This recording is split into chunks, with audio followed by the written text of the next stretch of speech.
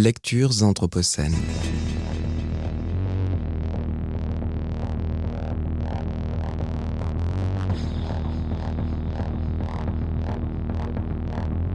Lecture anthropocène.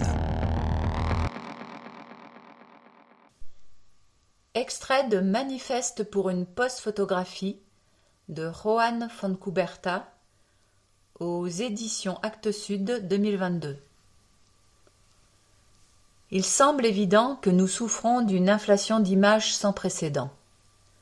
Elle n'est pas l'excroissance d'une société hyper-technicisée, mais plutôt le symptôme d'une pathologie culturelle et politique au sein de laquelle le phénomène post-photographique fait irruption. La post-photographie désigne la photographie qui circule dans l'espace hybride de la sociabilité digitale, conséquence de la surabondance visuelle.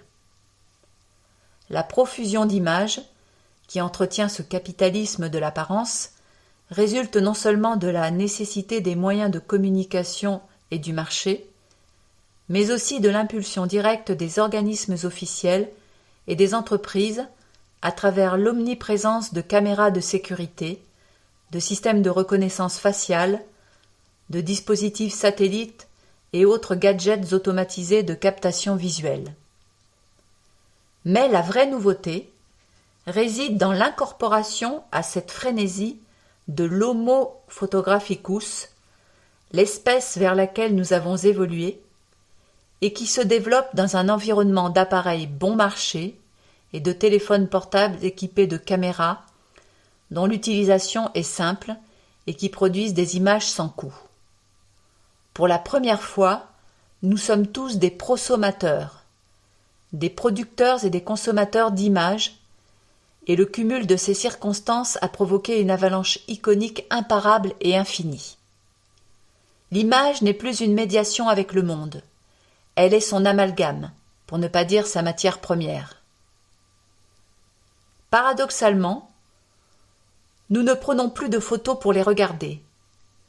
Nous nous noyons dans des images que presque personne ne voit, et la plupart d'entre elles sont d'ailleurs destinées à l'invisibilité. La reproductibilité technique et l'accumulation des données avaient déjà atteint des seuils qui dépassaient nos limites cognitives. Mais le phénomène a désormais atteint une telle ampleur qu'il bouleverse les paramètres de l'acte photographique en privilégiant d'autres valeurs comme la connectivité et la communication. La post-photographie est annonciatrice d'une société qui perd la mémoire et qui gagne en interaction. Nous vivons donc une époque où les images sont envisagées sous le mode de l'excès, une époque où la production de masse est davantage synonyme d'asphyxie que d'émancipation. L'excès d'images semble produire à la fois de l'hypervisibilité et un voyeurisme universel. Cette apparente épidémie d'images mérite une réflexion plus profonde et critique, qui ne porte pas seulement sur les conditions spécifiques de la création d'images, mais aussi sur les logiques de leur gestion, de leur diffusion et de leur contrôle, questions sur lesquelles des artistes comme Harun Farocki ou Anthony Muntadas n'ont cessé de nous alerter. Masquées derrière l'apparente abondance des images, certaines politiques sont à l'œuvre pour contribuer à les écarter, à les soustraire ou à les censurer. D'un autre côté, cet excès permet un accès direct et exhaustif aux images, qui perdent leur statut d'objet précieux et se banalisent. La post-photographie nous confronte aux images dématérialisées. La prééminence de l'information désincarnée transforme les images en entités susceptibles de circuler dans un flux frénétique et constant. Selon José Luis Brea, cet état les fait exister à mi-chemin entre l'apparition et la disparition. Dans une large mesure, les images électroniques ont la qualité d'images mentales. Elles apparaissent quelque part pour disparaître immédiatement ensuite. Elles sont des spectres, de purs spectres étrangers à tout principe de réalité.